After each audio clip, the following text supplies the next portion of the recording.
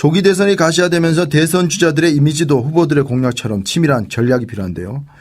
한국이미지전략연구소 허은하 소장 연결해서 이야기 좀 나눠보겠습니다.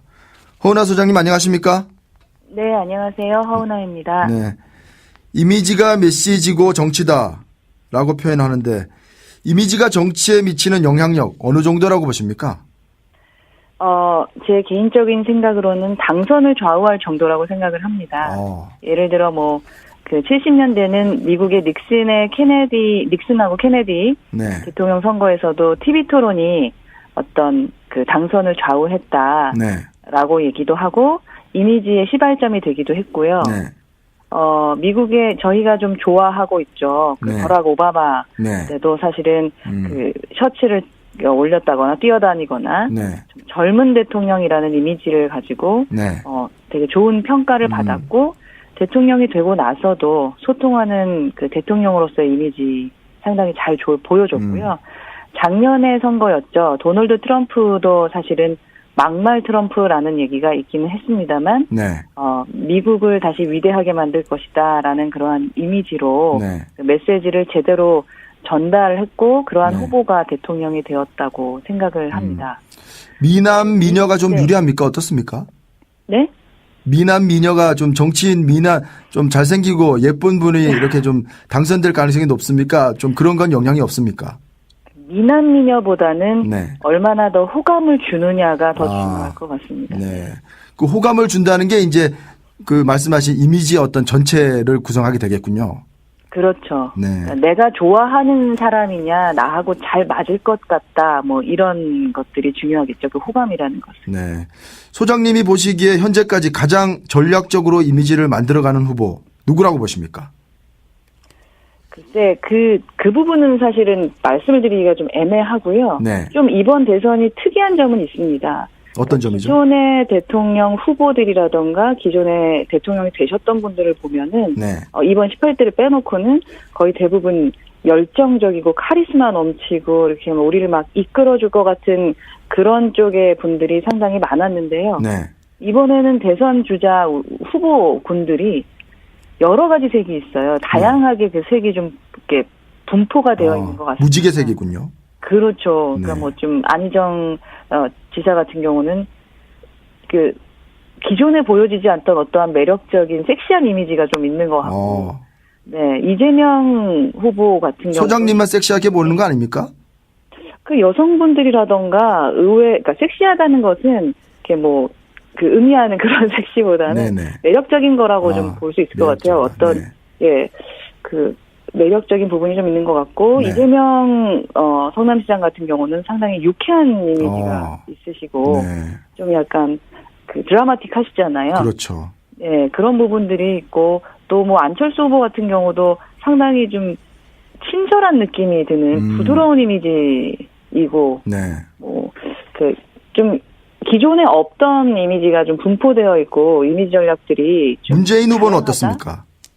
문재인 후보 같은 경우는 상당히 부드러우면서도 좀 치밀한 이미지를 주시는 것 같아요. 네. 예. 그리고 유승민 후보 같은 경우는 아무래도 그 보수임에도 불구하고 약간 네. 진보의 느낌이 나는 좀 도도한 이미지가 좀 있으신 것 같아요. 도도한 이미지. 네. 네. 남경필 지사는요? 남경필 지사님 같은 경우는 상당히 귀여운 이미지신 것 같아요. 부드러우면서도 유쾌함이 같이 어우러진 네. 좀 이렇게 뭔가 좀 기존에 없던 귀여운 이미지 그런 이미지가 있지 않나 싶습니다. 한 분만 더 여쭤보면 지금 이제 대선 출마 몸을 풀고 있는 홍준표 경남지사는 어떻습니까? 그분은 이제 약간 열정적이라고 해야겠네요. 열정적이다. 열정적인 것밖에 없는 것 같아요. 지금 트럼프 같은 좀 약간 막말 이미지.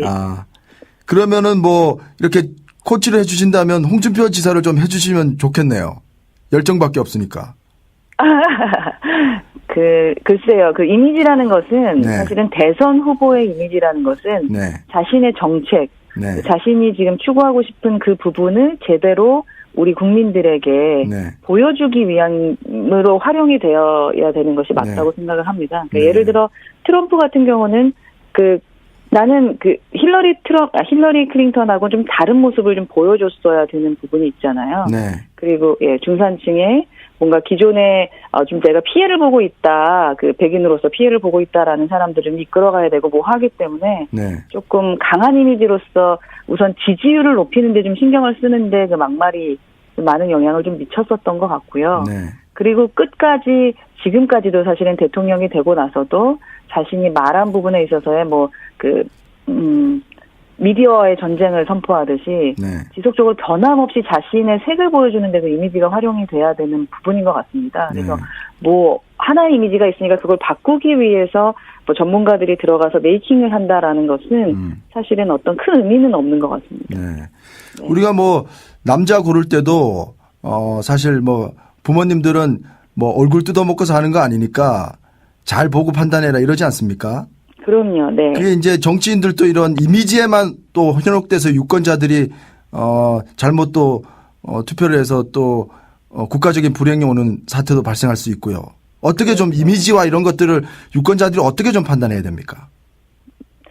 이미지라는 것은 타인이 결정을 하는 겁니다. 그러니까 네. 저희가 결정을 하는 거죠. 아. 그래서 사실은 우리가 연애를 할 때도 조금 실수를 하는 게 왠지 좋을 것 같다라는 것에 우리가 현혹되었을 때 추후에 좀 속상한 경우가 많잖아요. 그러니까요. 네. 예, 그래서 인위적인 메이킹으로는 사실은 첫 눈속임은 할 수 있지만 오래 갈 수가 없어요. 네. 그래서 정치나 대선에 관심을 가지셔야 된다라는 게 답일 것 같아요. 아. 오랜 기간 속일 수가 없습니다. 네.